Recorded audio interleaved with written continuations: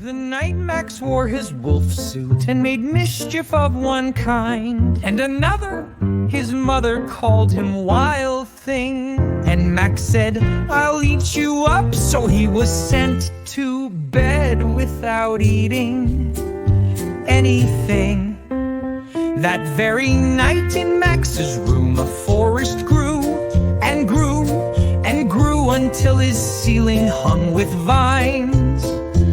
And the walls became the world all around. And an ocean tumbled by with a private boat for Max, and he sailed off through night and day. And in and out of weeks and almost over a year, to where the wild things are.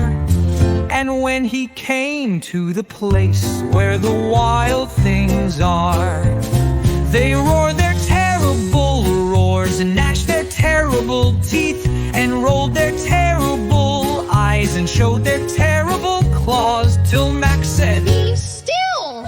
and tamed with the magic trick of staring into all their yellow eyes without blinking once.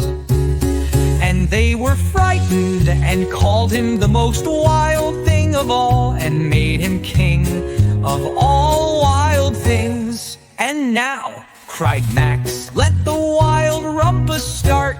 "Now stop," Max said, and sent the wild things off to bed without their supper. And Max, the king of all wild things, was lonely and wanted to be where someone loved him best of all.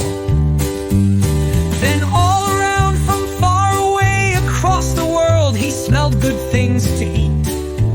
So he gave up being king of where the wild things are. But the wild things cried, "Oh, please don't go, we'll eat you up, we love you so." And Max said, "No!" The wild things roared their terrible roars and gnashed their terrible teeth and rolled their terrible eyes and showed their terrible claws. But Max stepped into his private boat and waved goodbye and sailed back over a year.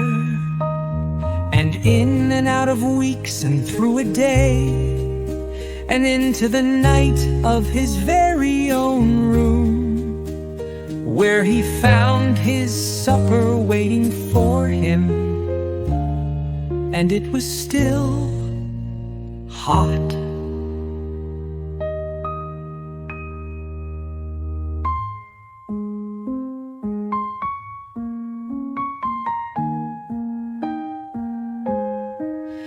But Max stepped into his private boat and waved goodbye and sailed back over a year. And in and out of weeks and through a day and into the night of his very own room, where he found his supper waiting for him, and it was still hot.